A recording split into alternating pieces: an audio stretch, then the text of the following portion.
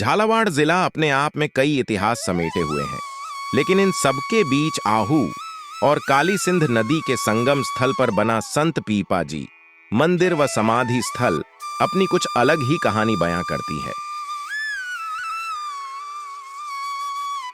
संत पीपा जी झालावाड़ के जलदुर्ग गागरोन रियासत के प्रतापी शासक हुआ करते थे,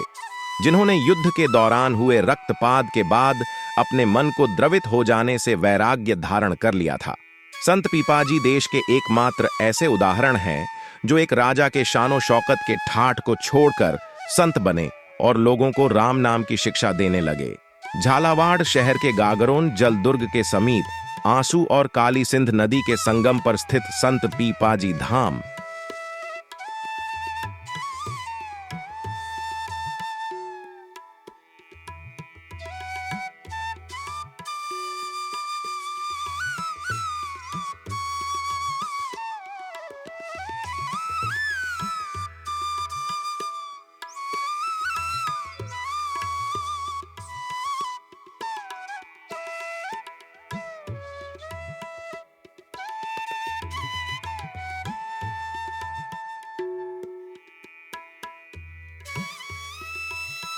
शासक प्रतापराव खींची के अधीन 52 रियासतें होती थीं और उन्होंने उनके शासनकाल में एक भी युद्ध नहीं हारा था।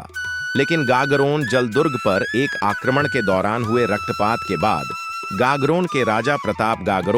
प्रताप राव खींची का मन द्रवित हो गया, जिसके बाद में संत कबीर दास के साथ बनारस गए और गुरु रामानंद की शरण में शिक्षा ली। गुरु रामानंद जी ने प्रतापराव को संत पीपाजी का नामकरण कर गागरोन भेज दिया और वैष्णव भक्ति करने का आदेश दिया। बाद में संत रामानंद, संत रैदास, संत कबीर, संत सेन जी महाराज सहित श्री रामानंद जी के बारे बाद में संत रामानंद, संत रैदास, संत कबीर, संत सेन जी महाराज सहित श्री रामानंद जी के 12 शिक्षकों का समागम गागरोन के समीप आहू और काली सिंध नदी के संगम स्थल पर हुआ, जो अब संत पीपा धाम कहलाता है।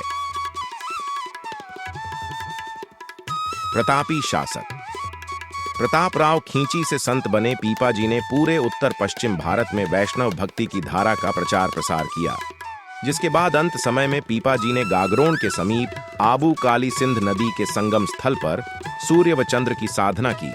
और यहीं पर समाधि ले गई। झालावाड़ के पीपा धाम में वह समाधि स्थल और गुफा आज भी मौजूद है, जो अनुयायियों के लिए दर्शनीय है।